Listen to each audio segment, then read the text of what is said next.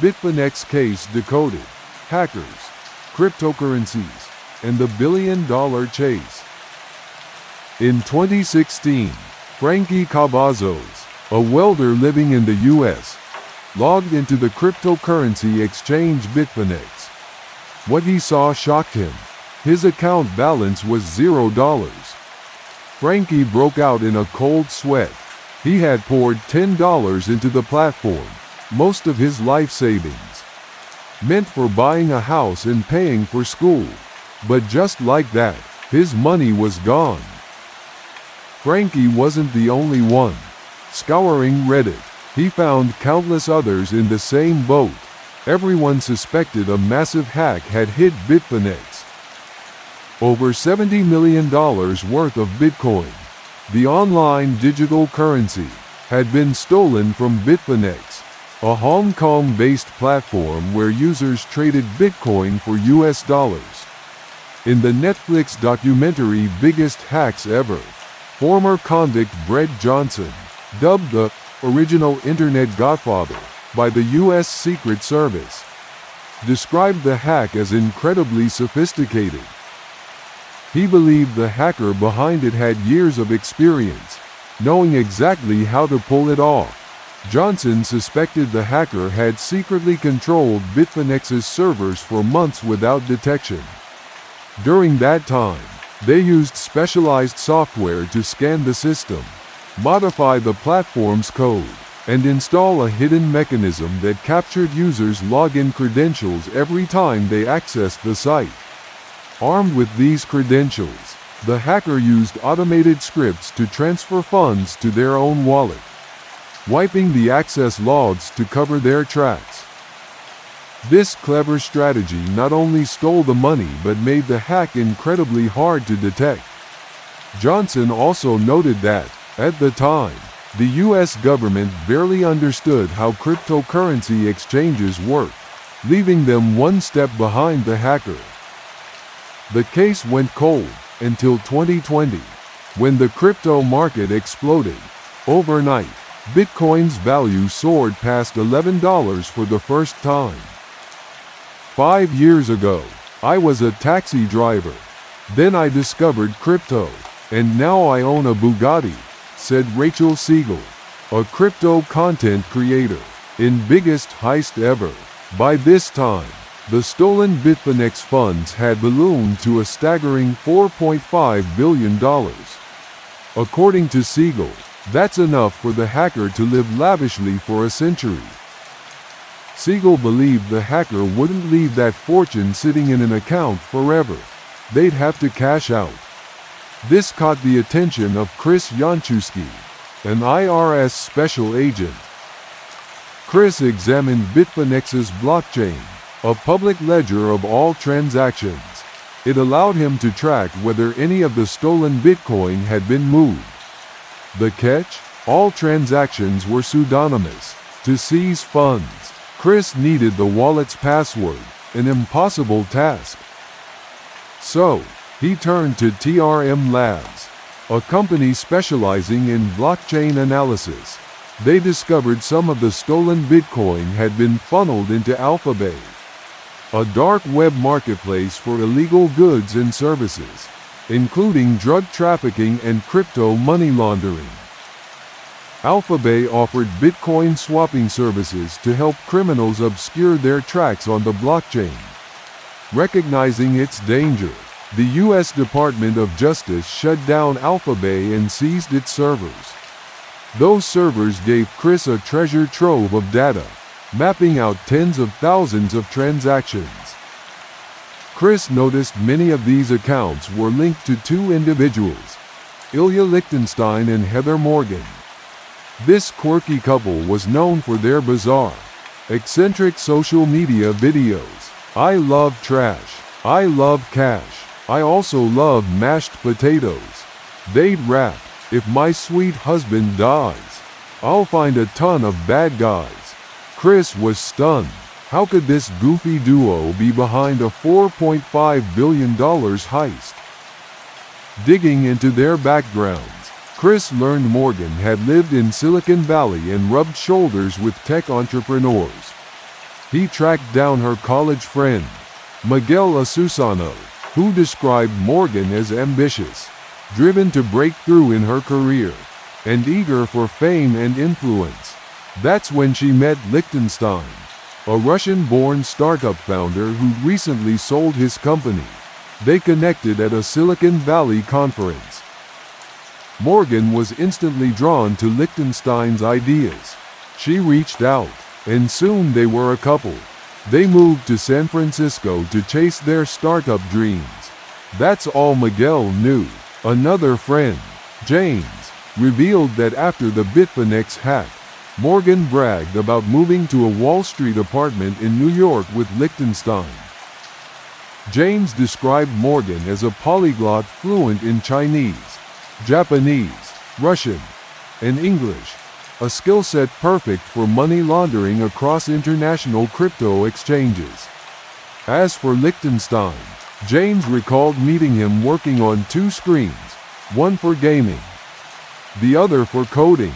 Clearly, Lichtenstein had serious tech skills, likely enough to hack a crypto exchange. James speculated that if they were the hackers, they'd struggle to convert Bitcoin to cash. First, all Bitcoin transactions are public, showing amounts, times, and wallet addresses, but not the owner's identities.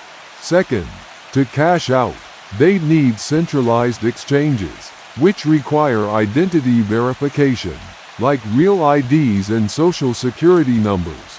For Morgan and Lichtenstein, that was too risky. It'd be like confessing to the hack. Instead, they moved the money in small chunks across multiple accounts. Chris discovered Morgan had even started a company called Silver, specializing in crafting emails to maximize engagement. Later, she launched a YouTube channel, Razzlehan, posting bizarre content. Meanwhile, Lichtenstein founded Enpass, a company offering crypto wallet security solutions. Chris noticed most employees at these companies were fake LinkedIn profiles with no references or posts. He suspected the couple used these employees to launder money, paying them in Bitcoin worth millions instead of cash. Chris grew worried they might flee to Russia, Liechtenstein's homeland, as the investigation closed in. Another hurdle: accessing the mixed Bitcoin. Without the Bitfinex wallet passwords, he was stuck. Then, Miguel called with a lead. Morgan and Liechtenstein had just gotten married and gifted guests iPhones, PlayStation handhelds, and gift cards. Chris requested the gift cards and traced them. They were prepaid with Bitcoin, registered under Morgan's real name and their current address, 75 Wall Street, New York. In January 2022, a search team raided their apartment. Police tore through every corner, suspecting the wallet keys might be scribbled on paper, hidden in a phone, laptop, or even a hollowed-out book. They seized $40 in cash and foreign currency, books with carved-out compartments, and a bag of burner phones. But it wasn't enough to prove guilt.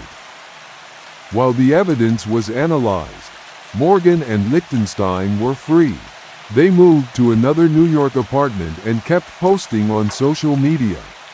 In biggest heist ever, Chris recalled Morgan tweeting about how your life positively impacts others, society, and nature, as if proclaiming their innocence. This fueled Chris's determination. In their laptop, he found an encrypted spreadsheet. While he didn't reveal how he cracked it, the file contained 2.000 crypto wallet addresses tied to the hack, plus login credentials for hundreds of accounts across various platforms. Frozen accounts held 94.000 Bitcoin, worth $3.6 billion. Between 2017 and 2022, about 25.000 Bitcoin, $1.1 billion, had been laundered through a complex process. ending up in accounts controlled by Morgan and Liechtenstein. Chris also found documents showing the couple planned to flee to Russia under new identities, with a cloud folder labeled Personas, detailing how to use the dark web for fake IDs. After 6 years, Chris had the key to the stolen Bitcoin. He swiftly transferred it to a US government-controlled wallet. This was a bombshell for Bitfinex hack victims.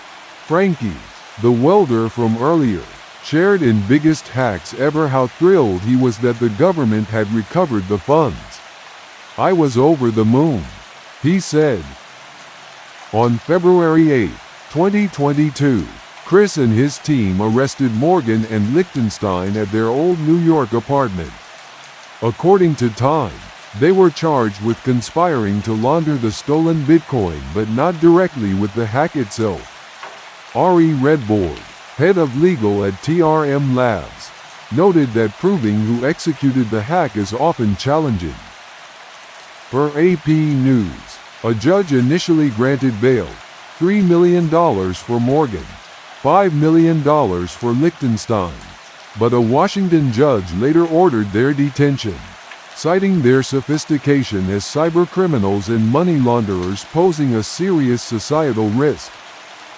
At their August 2023 plea hearing, Liechtenstein admitted to hacking Bitfinex, stealing usernames and passwords alone. He claimed Morgan later helped launder the funds. Morgan confessed she initially didn't know the Bitcoin was stolen but later learned the truth. Aiding in laundering and destroying evidence, like tossing a laptop and hiding cash, these were later recovered.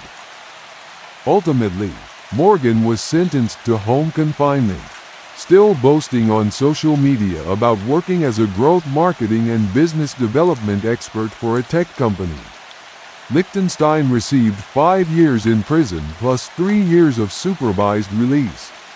As reported by Time on November 14, 2024. That's all for today's episode. Join us next time for another case. The $1 million heist of a genius thief with an IQ of 300. From a poor kid to $1 million mastermind.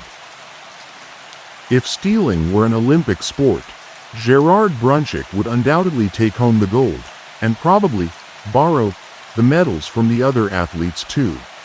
From sophisticated break-ins that left the entire security industry scratching their heads to pulling off a jaw-dropping heist of royal treasures with a single slick move. Gerard wasn't just a thief, he was an artist in the criminal world. A master of shopping without a wallet. But life isn't always like a Hollywood action flick. If Gerard once effortlessly swiped royal jewels worth millions without anyone noticing, he ended up getting caught for stealing a PlayStation from a Best Buy. Yes, from $1 million heists to snatching a gaming console, this might just be the most epic downfall in criminal history. But hold on, don't laugh just yet. The journey from a clever kid stealing a carton of milk to outsmarting entire banking systems is a wild ride. And you won't want to miss a single second of it. Welcome to Crime Whispers, where we unravel mysteries. Don't forget to hit like and subscribe so we can reach 1.000 subs soon. Gerard, the star of our story, was born on February 4, 1972, in Winnipeg, Canada. From the moment he entered the world, life was tough. When his mother was 8 months pregnant, she had a falling out with her husband, and they divorced. His father walked out, leaving Gerard's mother alone with financial burdens and no means to raise a child. With no other options, she decided to place her newborn in an orphanage after giving birth. As planned, Gerard was born, and she left him at the orphanage, naming him Gerard. There, he was raised and cared for like the other children. Within 6 months, a family looking to adopt chose Gerard. They completed the paperwork and brought him home. At first, Gerard's life was warm and loving. His adoptive parents adored him and were financially well off. But the happiness didn't last long. His adoptive parents started arguing and eventually separated. His adoptive father left, saying to his wife, "You keep the kid, I'm done with all of this." Gerard was only 2 years old, and fate had dealt him another cruel blow. His adoptive mother was now in a tough spot. Before, she had been a stay-at-home mom, with her husband covering all expenses. Now, she had to figure out how to raise Gerard on her own. Despite having no stable job, her love for him pushed her to find work. She landed a job at a sewing factory in Omaha, Nebraska, USA. So, she packed up and moved with Gerard to start a new life in America. The sewing job provided an income, but life was no longer comfortable. They had to pinch pennies. But she did her best to ensure Gerard never felt deprived. Despite their struggles, his mother was determined to send him to a private school, hoping he'd have a brighter future and keep up with wealthier kids. She dreamed he'd excel, grow up smart, and one day help support the family. And Gerard was indeed brilliant, always topping his class. From a young age, he had a passion for technology, endlessly curious about how things worked and eager to dive deep into understanding them. This passion helped him expand his knowledge, laying the foundation for the extraordinary feats he'd later pull off. At school, Gerard noticed his peers had far better lives. No matter how hard his mother tried, she couldn't match their lifestyle.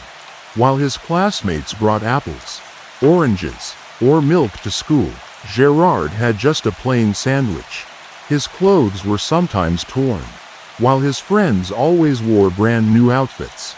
This stark difference made him feel inferior. He knew his family was poorer than others, and seeing his mother struggle to provide for him made him feel helpless. By age 14, Gerard started to change. He grew to hate school and the constant feeling of being lesser than his peers. He wanted out of this life. One morning, as he got ready for school, he grabbed cereal for breakfast as usual.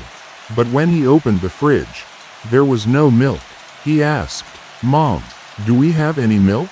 She replied, "No, honey. If you want, you can use water with your cereal or eat something else. Hurry up, or you'll be late for school." Gerard wasn't having it. He snuck into the neighbor's house through an open door, went to their kitchen, opened their fridge, and saw plenty of milk cartons. He grabbed one and returned home as if nothing happened. When his mother saw the milk, she asked, "Where did you get that?" Gerard answered honestly, "From the neighbor's house." His mother's face turned stern. "Did they give it to you? Or did you take it?" "I took it," he admitted. She told him to return it because it was stealing. But Gerard pushed back. "They're rich. They can buy 50 more cartons. What's one carton to them?" His mother fell silent, saying nothing more. If only she had been stricter then. But Gerard felt no remorse. He poured the milk into his cereal, ate, and went to school as usual. All day, he thought about what he'd done. He realized he could take what he wanted without anyone noticing or punishing him. To him, that meant it was okay. On his way home, he stopped by a convenience store. Craving chocolate and snacks, he used his thick winter coat to hide candy and chips in his pockets, then walked out without paying. The store owner didn't suspect a thing. At home, Gerard emptied his pockets and ate his loot, feeling like he'd outsmarted the system. No one caught him, and he didn't have to spend a dime. He thought, if no one sees, it's not a problem. If he got caught, he knew he'd be in trouble. But in his mind, one thought dominated. "I'm doing this because we're poor. What's wrong with that?" This went on for a year. After school, he'd sneak into stores, take what he could, and eat at home. His mother had no idea. It was like a self-taught course in thievery. By age 15, he set his sights on more valuable items. One day, while wandering a mall, he spotted an electronics store with a VHS camcorder, a hot item at the time. Gerard, obsessed with tech, wanted it to record his daily life. But how could he steal something so big? He watched the cashier, looking innocent and unassuming. When the cashier was distracted, he grabbed the camcorder and walked out as if it were his own. No one stopped him. At home, he was thrilled, filming everything around him. When his mother asked about the camcorder, he lied. "A friend let me borrow it." She believed him, since his wealthy school friends often shared things, so it didn't seem odd. At this point, Gerard felt untouchable, but he didn't want to steal just for personal use anymore. He wanted to make money. He returned to the electronics store, this time taking smaller items like pagers and batteries, stuffing them in his coat and leaving unnoticed. The problem was selling them. Pawn shops required receipts, so he sold to his rich classmates, who didn't care about the source. A pager worth $400 to $500? He sold it for $50. Batteries worth $30? Just $5. He didn't care about profit margins, just cash. From a poor kid, Gerard, at just 15, had become a professional thief. He started saving money and felt exhilarated.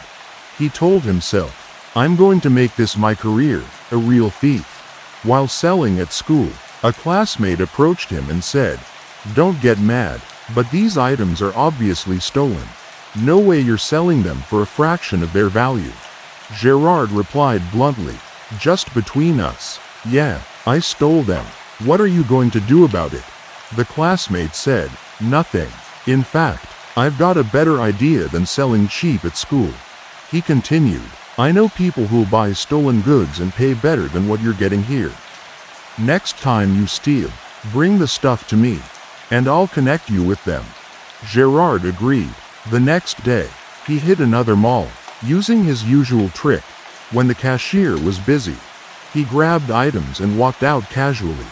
He met up with his friend, Dylan, and they sold the goods to Dylan's contacts, earning far more than at school. Dylan, excited, suggested, "Why don't I join you? We'd be better as a team." Gerard nodded. "I'm already planning a big job. When the time comes, we'll make a killing." They shook hands, forming a partnership, but boldness always comes with risks. The next day, Gerard returned to the same store. The cashier had noticed him. Every time he showed up, items went missing. Suspicious. The cashier thought, "I need to watch this kid. If he's the thief, I'll catch him red-handed." This time, instead of being careless, the cashier closely monitored Gerard's every move. When he saw Gerard slip items into his coat and head for the exit, he didn't act immediately. Instead, he followed quietly, hoping to find where the stolen goods were stashed. Gerard made it home, unaware he was being tailed. As soon as he entered, the cashier called the police. Within 5 minutes, cops stormed his house. His mother was stunned, unable to comprehend what was happening. An officer sternly said, "Ma'am, your son has been stealing electronics for months. Did you know about this?"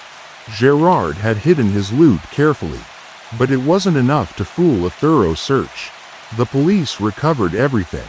He was immediately taken to the station, then to court. The result: a 6-month sentence in a juvenile detention center since he was still a minor. He served 4 months in the facility and 2 months under house arrest. From a kid hoping to change his life, Gerard had stepped onto a path with no way back. During his house arrest, instead of reflecting or planning a better future, he spent his time plotting the biggest heist in the city. After his sentence, he called Dylan, "Come to my place. I've got a big plan." When Dylan arrived, Gerard explained, "I'm tired of small-time thefts for chump change. We need to go big." "How?" Dylan asked. Gerard continued, "First, we scope out the store, check what's valuable, the exits, the locks, and whether there are cameras. We study it thoroughly. Then what?" Dylan was curious. "We clean out the entire store. Leave nothing behind." Gerard said confidently. "You're going to break the door down?" Dylan asked. "No, we'll do it clean. No noise. I'll make a duplicate key to open the lock easily, and no one will know." They left to scout the store. Gerard handed Dylan a camcorder, telling him to pretend to film him but actually record the entire store inventory. Exits, everything. Back home, Gerard reviewed the footage, studying the store's layout, opening and closing times, and finalizing the plan. The only thing missing was a vehicle to haul the loot. He called Dylan.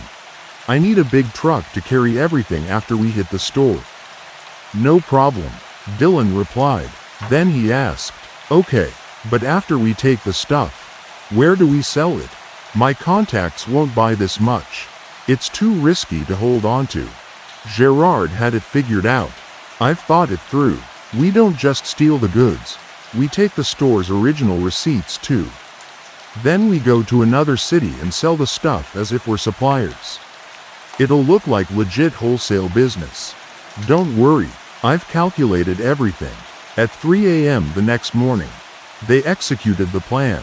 They drove to a radio shack, parked outside, and Gerard approached the door with a duplicate key he'd prepared. He'd even made backups in case one didn't work. The plan was meticulous.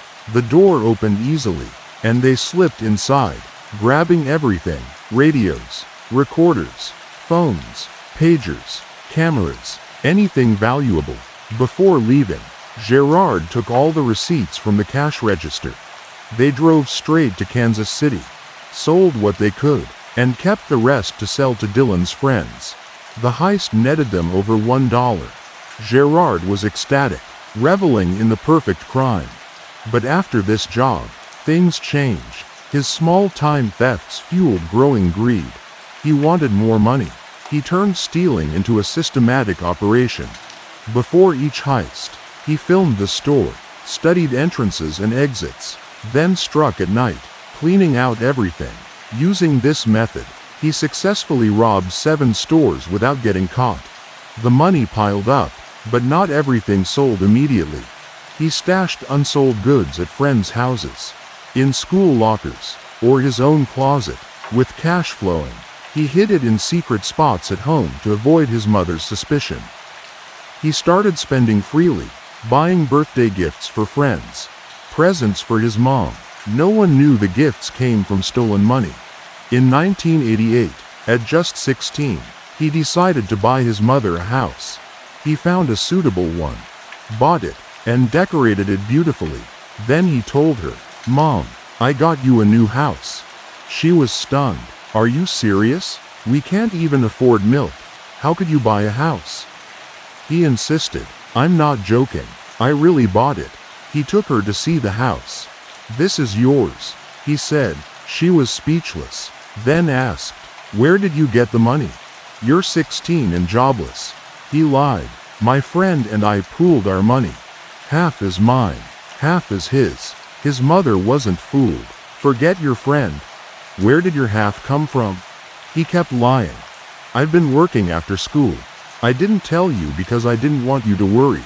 I saved up to buy this." She didn't believe a word but couldn't do anything. As long as the police didn't show up, she let it slide. As Gerard sank deeper into crime, his personality changed. Once a top student, he became a target for bullies who saw themselves as tough guys. He wanted to join them, not just to fit in, but to outshine them. He started hanging out with local gangs, introducing himself as a thief and bragging about his heists. He didn't just talk, he had proof, filming every job from start to finish, like trophies of his exploits. He even dreamed of making a movie about himself. The gangs, impressed by his boldness, welcomed him. "Join us. Be one of us." He started living like a true gangster, buying a gun to protect himself and taunting cops whenever he saw them. All caught on camera. Dylan, his close friend, noticed the change and warned him, "Wake up, man, you're going too far. You've got a house, a good life, stay away from this. Gangs only end up in jail or dead." Gerard laughed it off. "It's fine. We need a place in this neighborhood, people to back us up." He ignored Dylan's advice. The gangs had another way to make money: insurance fraud. The trick was simple. buy a car with insurance, destroy it, and claim the full value. They'd buy cheap cars, set them on fire, and collect payouts far exceeding the car's worth. Gerard thought it was easy money and decided to try it. He bought a cheap car and told Dylan the plan. Dylan agreed. No problem. Take it to a remote spot, burn it, and claim the insurance. They drove to an isolated area. Gerard doused the car with gasoline, hood, sides, engine.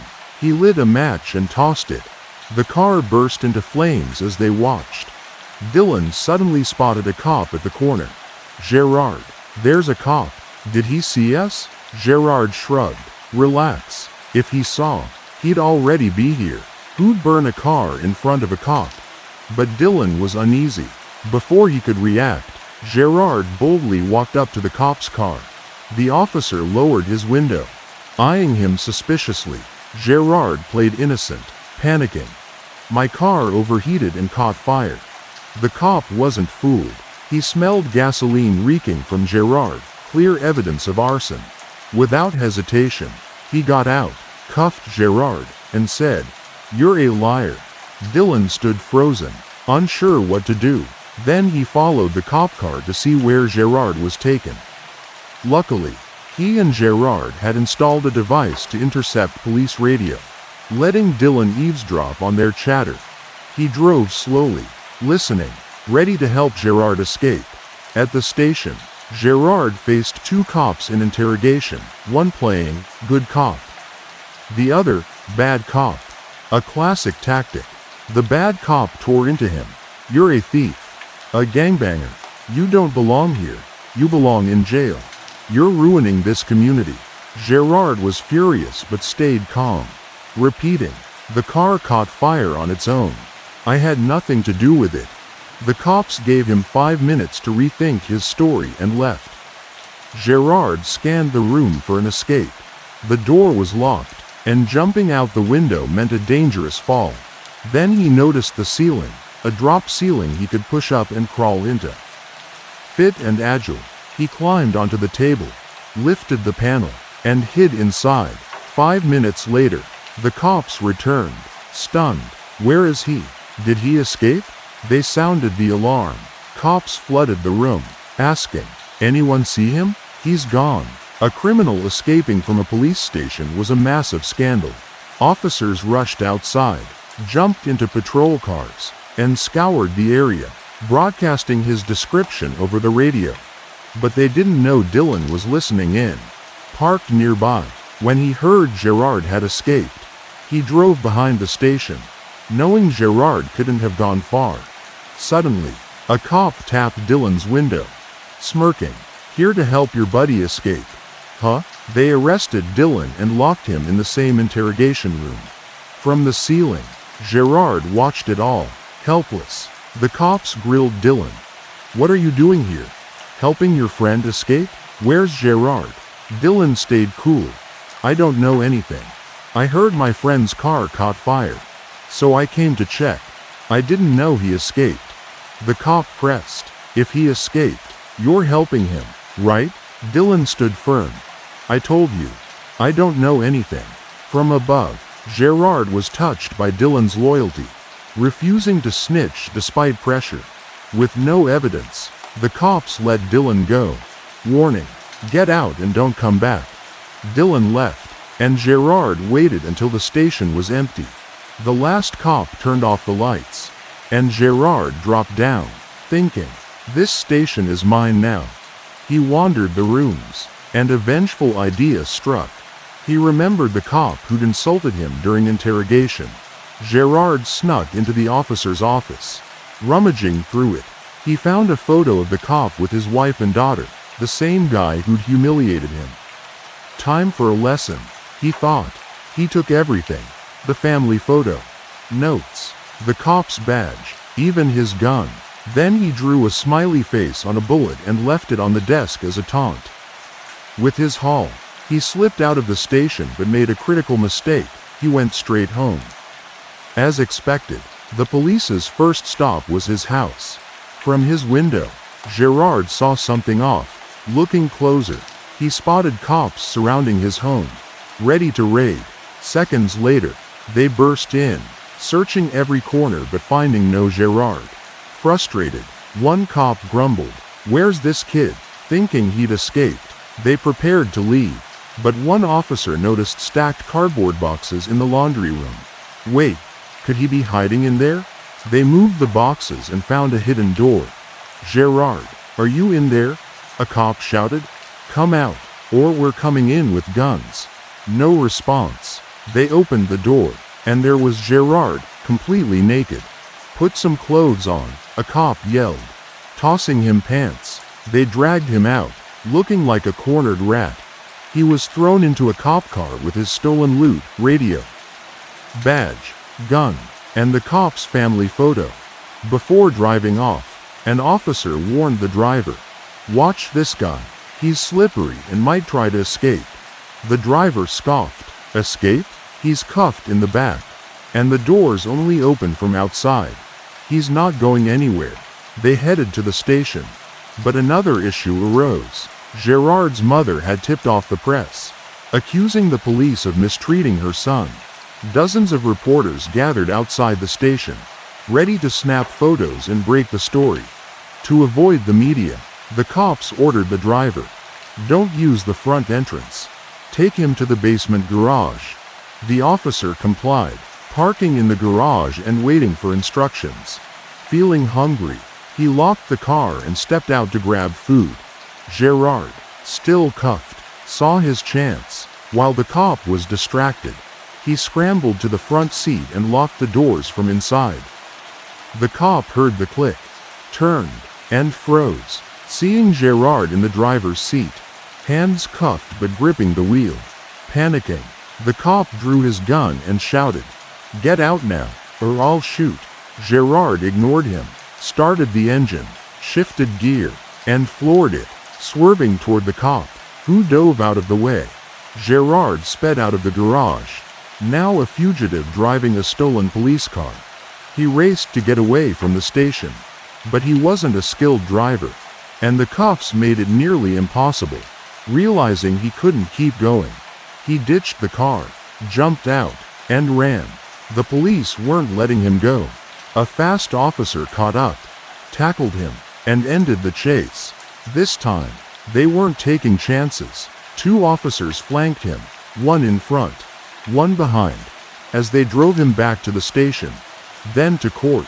In 1993, Gerard was sentenced to 7 years in prison and ordered deported since he was born in Canada. The U.S. authorities decided that after his sentence, he'd be sent back immediately, no extra day in America. He'd caused enough trouble. In 1997, after 4 years, Gerard was released early and deported to Canada. Back home, he faced a harsh reality: no money, no job, no plan, no work experience, no support. He was alone. He called his mother in the U.S., "Mom, I hid some money at home. No one knows about it. Get it and send it to me. I need it to survive here." She knew the money was stolen and should have turned it over to the police. Instead, she sent it all to her son. With the cash, Gerard rented a small hotel room, but it only lasted a month or two. He spent recklessly, and the money ran dry. After multiple stints in jail, this was his chance to start over, get a job, learn a trade, or go to school. But stealing was in his blood. Ignoring any chance for change, he fell back into his old ways. He roamed malls, pulling the same thefts as in the U.S., stealing from stores and selling the goods elsewhere. No receipts needed. He made $30 CAD a month, more than a doctor's salary, living comfortably off stolen goods with no thought for the future. He frequented nightclubs, spending lavishly on drinks and parties. At his favorite bar, he met a woman who introduced him to her boyfriend, Aaron Cyber. The two hit it off instantly. Both were criminals, and when two like-minded outlaws meet, things get dangerous. Gerard couldn't believe he'd found the perfect partner. Same mindset, same age, same love for stealing. Excited, he skipped dinner, turned to Aaron, and bragged, Buddy, I drove the US cops crazy. He showed Aaron old videos of his American heists. Beaming with pride, Aaron was floored. I thought I was the best thief in this city. But you're on another level. Gerard smirked. That's just the tip of the iceberg. Since I got to Canada, I've been hitting stores daily, making $30 a month. Aaron's eyes widened. For real? Gerard nodded confidently. Don't believe me? Tomorrow, I'll take you and show you how I do it. The next day, Gerard took Aaron to a big mall. Right in front of him, Gerard stole in broad daylight. Fearless and unfazed, Aaron watched, jaw dropped. How could he stuff items in his bag without a care? But inside, Aaron wasn't just shocked, he was thrilled. He'd found a bold, experienced partner who feared nothing. One day, as they cruised the city, they passed a CIBC bank under construction. An idea sparked in Gerard's mind. He turned to Aaron with a sly grin. Why are we hitting stores for $30 a month when we could rob a bank and make $100 in a day? Aaron frowned, thinking it over, then shook his head. Not a bad idea, but robbing a bank isn't like stealing from stores. It needs a perfect plan, a clear strategy. One mistake, and we're in prison for life. He added, get caught stealing from a store. You might return the stuff and walk. But a bank? The government doesn't forgive that. The idea stuck in Gerard's head. Then, a golden opportunity arose. At a family gathering, his aunt announced she'd been promoted to manage a CIBC branch in Winnipeg. Gerard saw his chance. He approached her cleverly, asking innocent questions. When did you start at the bank? When does it open? How much do they pay you? Mixing personal and bank-related questions. He kept her unsuspicious while gathering critical intel. But he didn't stop there. He researched Canada's banking system, not targeting tellers or safes but an entire ATM. Why? Each ATM held 5 metal cash boxes, each with $100.000 Canadian dollars, $500 per machine. If I can steal a whole ATM, I'll have enough to live for a year, he thought. He studied bank layouts, ATM placement, cash loading processes, lock types, and how to open the cash boxes. He bought similar locks to practice, mastering their security mechanisms. He rented a hotel room across from the bank to observe from above, noting police patrol times, the number of security guards, and daily routines. Gerard wanted a perfect heist. He got the bank's blueprints, pinpointing ATM locations, exits, and security systems. But distant observation wasn't enough. He needed eyes inside. The bank was set to open in March 2004, meaning ATMs would soon be loaded with cash. He needed to confirm each machine held $500. He bought a tiny nanny cam that transmitted live footage. In January 2004, with 2 months to prepare, he snuck into the bank at night when no guards were present. Since it wasn't operational, there was no money or full security. He placed the camera perfectly, facing the ATM to capture the cash loading process. The next day, he watched as employees loaded 5 cash boxes into each machine, confirming $500 per ATM. He also learned how the ATMs opened, how employees handled security, and where the alarm sensors were. He knew mishandling the ATM would trigger an alarm, alerting police and guards. He spent weeks studying how to disable the security system to avoid setting off alarms. The night before the bank's opening, when the ATMs were fully loaded, he decided to strike. That evening, employees filled the ATMs, unaware they were being watched. Gerard called Aaron, and they geared up, dark clothes, a getaway car, and drove to the bank. They didn't use the main entrance but crawled through the ventilation system to enter undetected. Gerard expertly opened the first ATM, but a small mistake triggered the alarm. Panicking, he shut the machine and signaled Aaron to hide in a nearby room. Within 10 minutes, guards arrived, checked the area, found nothing, assumed it was a false alarm, and left without calling the police. Once the coast was clear, Gerard and Aaron returned, working more carefully. They removed the cash boxes, opened them in the room, and took every dollar, $1 million CAD, in a few hours. They stuffed the money into bags, loaded the car, and sped to Gerard's house. For 2 minutes, they stood in awe. They'd pulled off one of Canada's biggest ATM heists without firing a shot. The next morning, bank employees arrived, opened the doors, and were shocked to find 2 ATMs emptied. They called the police immediately. Within hours, detectives, investigators, and the media swarmed the scene. A major bank robbery with no trace left behind became headline news across TV, newspapers, and radio. The public was stunned. How could a bank be robbed without a trace? The thief had to know the bank inside out. Canada's top investigators were mobilized.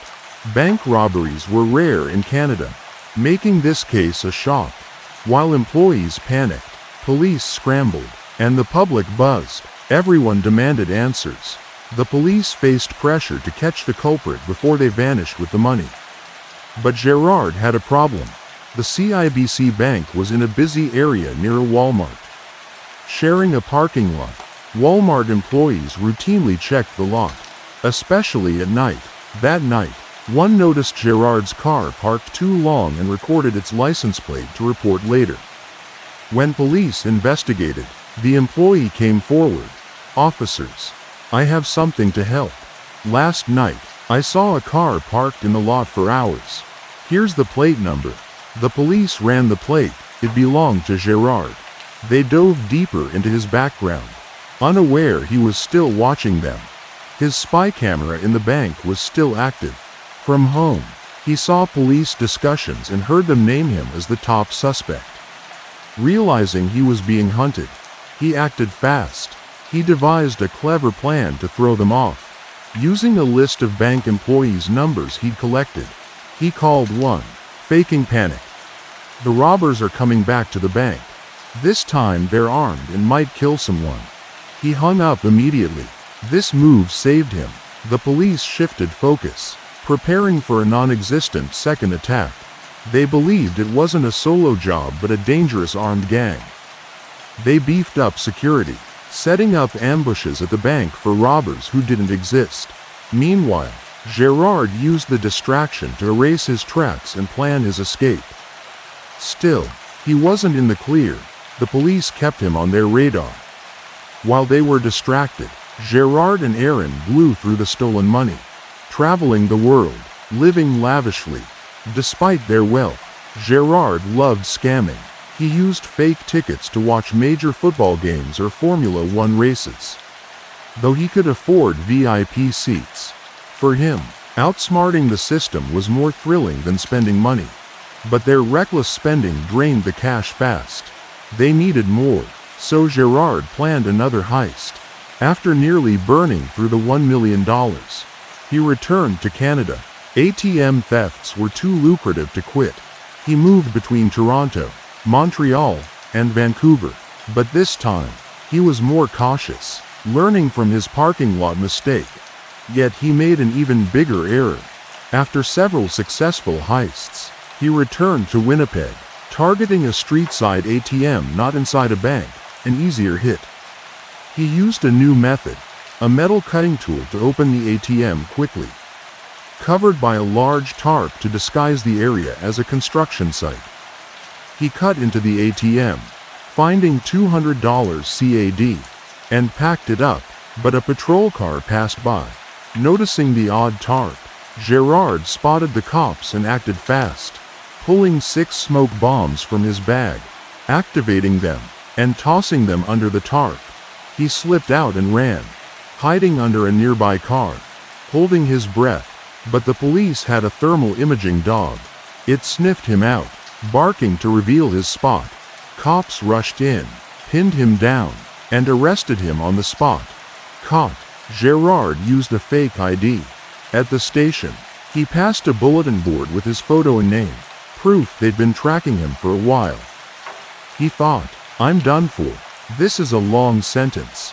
But shockingly, a cop told him he could be bailed out for $2. Gerard couldn't believe it. He paid, was released the same day, and given a court date. As he left, he thought, the law here is too easy. He met Aaron and recounted everything. Aaron was stunned. What? In the US? You'd be locked up for those smoke bombs. Gerard laughed smugly. Exactly. Canadian cops have nothing on me.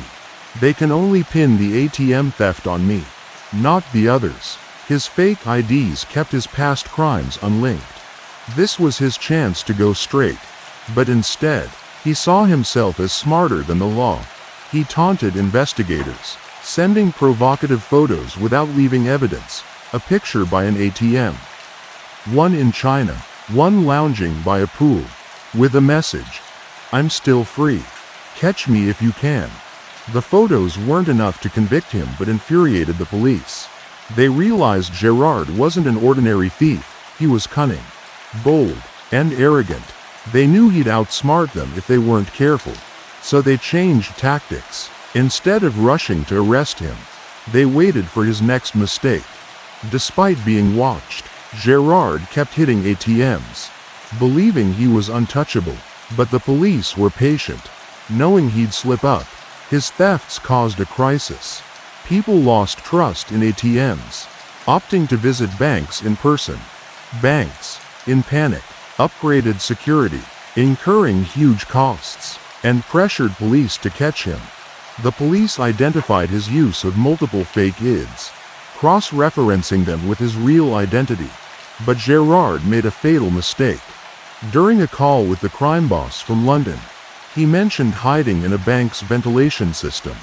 The police, tapping his calls, traced the signal to a Scotiabank, his next target. They set up surveillance around the bank, parking a patrol car nearby.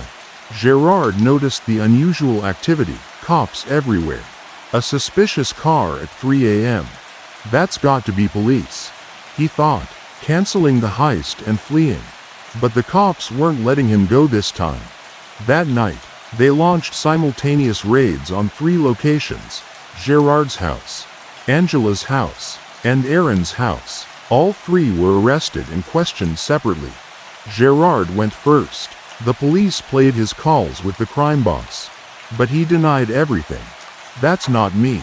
How do you know it's my voice? They showed his taunting photos, but he shrugged. Maybe someone looks like me. Next, they interrogated Aaron, offering a deal. Cooperate, and we'll lighten your sentence. Otherwise, you'll never see your mom again. Aaron called his mother, and the police recorded it. After the call, he broke down but stayed silent.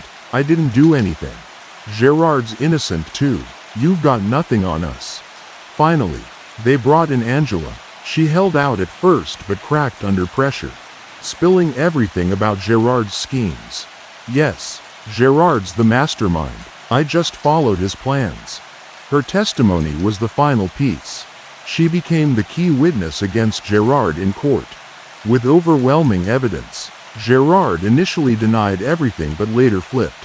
Pleading guilty, he handed over videos of his heists, undeniable proof, and returned the stolen royal jewels from the CC Museum in Austria. Everyone expected a century-long sentence, but the outcome shocked them. Gerard got only 8 years.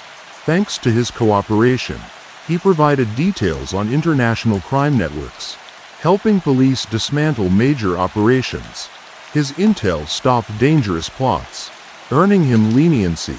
After years of outsmarting the law, Gerard finally paid a price. No longer in control, he stood before the judge and said, I'll return everything I took. I want to start over. I'm sorry and hope for forgiveness. In 2013, after 5 years, he was released early for good behavior. He vowed to go straight, got a job, and lived quietly at first. But on March 22, 2017, police arrested him again, not for $1 million heist, but for stealing a PlayStation from Best Buy. He walked in, saw the console, grabbed it, and left. But everyone in town knew his face. The police tracked him down and arrested him at home. Despite his global heists, a PlayStation brought him down. His thieving instinct never left. In the end, all his perfect plans and million-dollar jobs led to one simple outcome: prison. He could steal the world's most valuable treasures, but the one thing he couldn't take was a free life. Looking back, we ask, what's the point of brilliance if it leads to ruin? What's true success? Stealing the world or building something for it? If Gerard hadn't taken that milk carton as a kid, would his life have been different? The lesson isn't just that crime doesn't pay, it's that every path starts with a small choice. A seemingly harmless act can spiral into a life of mistakes. You can't outrun your consequences. So, the question is, will you use your intelligence to build or destroy? Will you be a cunning crook or a truly great person? The answer lies in your choices right now. Share your thoughts in the comments below. See you next time.